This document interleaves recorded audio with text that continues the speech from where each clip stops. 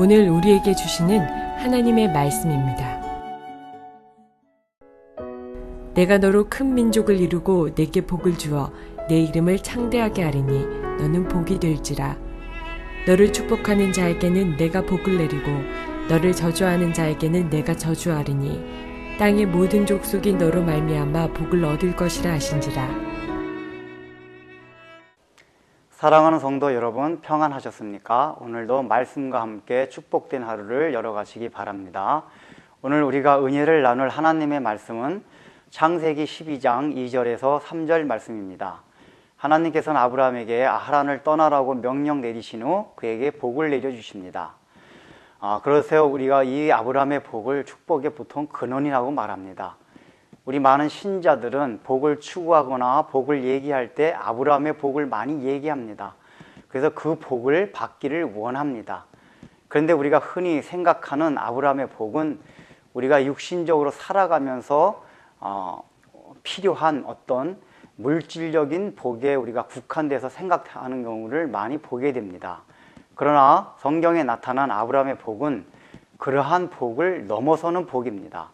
그래서 오늘 2절, 3절을 우리가 한번 살펴보면서 하나님께서 아브라함의 복을 통해서 우리에게 어떤 복을 주시고자 하는지 한번 살펴보고자 합니다.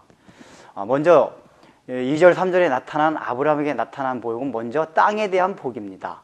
두 번째는 자손에 대한 복이고 세 번째는 복의 근원이 되는 축복에 대한 내용입니다. 하나님께서 먼저 아브라함에게 가나안 땅을 아브라함과 그의 자손에게 주시겠다고 약속을 해주셨습니다. 그런데 실제로 아브라함이 가나안 땅에 도착한 이후 아브라함 자신은 가나안 땅에서 별로 살아보지도 못하고 주로 유랑하는 생활을 합니다. 그리고 마지막 죽을 때에도 그는 가나안 땅에 땅을 갖고 있지 않아서 막벨라 굴 이외에는 땅이 없어서 오히려 장사 지낼 땅도 햇사람에게 달라고 할 정도로 그는 땅에 대한 실제로 축복을 받지 못했습니다. 또한 그의 후손인 이스라엘 민족들도 그 가나안 땅에서 계속해서 번성하며 살았던 것이 아니었습니다. 대부분은 가나안 족속이 많이 살고 있었고 잠시 살고 있다가 바벨론과 아수르에게 패망당한 이후 이스라엘 민족들은 전 세계로 흩어졌다가 2000 몇백 년이 흐른 이후에 1948년도에 이스라엘이 독립한 다음에 다시 팔레스타인 땅에서 살게 되었습니다. 이것을 볼 때에 하나님께서 아브라함에게 약속하신 그 가나안 땅에 대한 축복은 육신적으로 이루어진 것이 아니라는 것입니다. 그렇다면 그것이 무엇을 의미하는 걸까요? 바로 성경에서 말하는 땅이라는 것은 하나님의 나라를 말합니다. 여러분, 국가가 무엇입니까? 국가에 필요한 요소는 바로 영토와 주권과 그 다음에 국민입니다. 아브라함에게 주신 축복이 그렇습니다. 먼저 땅을 약속하셨고 또 국민, 민족을 약속하셨고 주권을 약속하셨습니다. 다시 말하면 아브라함에게 주신 복은 영적인 복, 하나님의 나라에 대한 복을 상징적으로 가나안 땅으로 보여주신 것입니다. 그래서 우리가 역대상에서도 야베스의 복에 대한 얘기를 많이 합니다. 거기에 보면은 복의 복을 더하사 지경을 넓혀달라고 기도하고 있습니다. 우리는 이 야베스의 기도를 가지고 우리가 이 땅에 살아가면서 사업이 확장하게 해달라거나 우리의 육신의 모든 축복의 영역이 넓게 해달라는 기도를 많이 하는 것을 보게 됩니다. 그러나 역대상에서 말하는 그 지경이란 개념은 우리가 흔히 생각하는 이 땅의 개념이 아닙니다. 구약에서 말할 때 땅이라는 건 하나님의 유업을 말합니다. 하나님의 나라가 이루어지는 그 공간적인 개념을 땅이라고 표현하고 있습니다. 그렇기 때문에 오늘 아브라함에게 이 땅에 대한 약속을 해주신 것도 점점 하나님의 나라와 공간이 확장되어 나간다는 약속을 해주신 것입니다. 그것이 아브라함 너로부터 또 너를 통해 나올 그 씨, 여자의 후손으로부터 된다는 것을 말씀해 주신 겁니다. 또 자손에 대한 것도 마찬가지입니다. 그 자손을 약속해 주실 때 나중에 보면은 하늘의 별과 같이 바다의 모래와 같이 많아진다는 것을 하나님께서 약속해 주셨습니다. 그런데 실제로 그 약속이 그의 육신의 후손이 유대인들에게 직접적으로 이루어지지 않았습니다. 유대인들은 실제 그러한 숫자가 되지를 않습니다. 바로 그것은 아브라함의 영적 후손들을 모든 믿는 사람을 뜻합니다. 그렇다면 이러한 들은 하나님의 나라가 점점점 확장되어 가고 하나님의 나라가 우리 안에서 점점 왕성해지는 것에 대한 약속, 구원의 확증을 말하는 것입니다. 그렇기 때문에 우리는 아브라함에게 주신 복을 생각하면서 이 땅에서 얻어지는 육신적인 복을 생각한 것이 아니라 우리 마음속에, 우리 심령 가운데 하나님의 평화가 날마다 자라나고, 또한 이러한 하나님의 나라가 전 영역에, 우리의 지역에, 또 사회에, 국가에 전세적으로 퍼질 수 있도록 선교적인 영역을, 그런 역량을 다할 수 있도록 우리의 책임과 의무를 다하는 것이 바로 복된 삶이라는 것입니다. 여러분들, 성경, 구약 성경에서 말하는 복은 모두가 모델이고 하나의 예표입니다. 우리가 계시의 점진성이라는 것이 있습니다.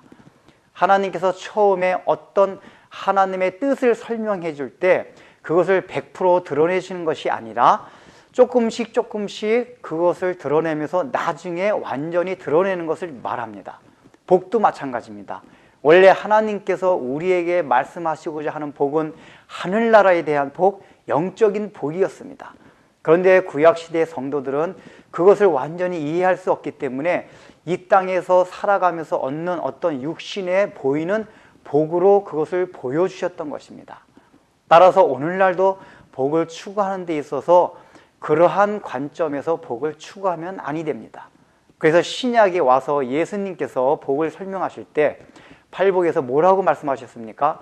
우리가 흔히 생각하는 복과는 전혀 반대되는, 모순되는 역설의 복을 설명하셨습니다.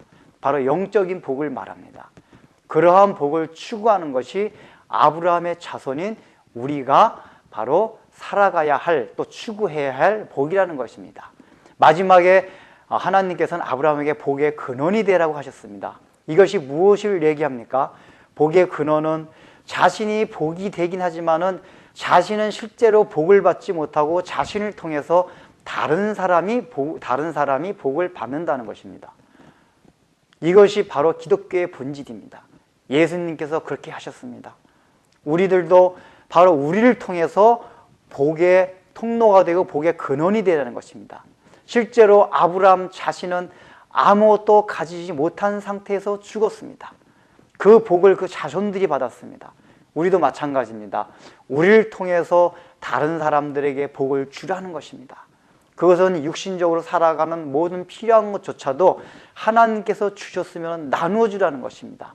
그것이 바로 진정한 복이 된다는 것입니다. 이렇게 아브라함에게 주신 그런 복을 우리가 영적으로 재해석해서 오늘날 시대에 하나님께서 요구하시는 그런 선교적인 삶, 청지기적인 삶을 살아가시기 바랍니다. 기도하겠습니다. 사랑하는 주님, 참 하나님께서는 아브라함에게 참 지키기 어려운 그 명령을 내리시고 난 후에 복을 내려주셨습니다.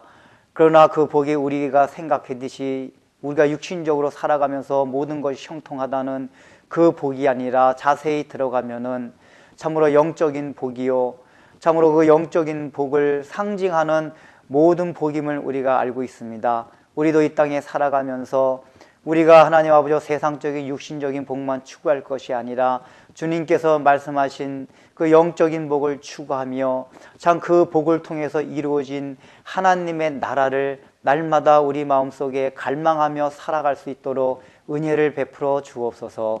예수님의 이름으로 기도드립니다. 아멘.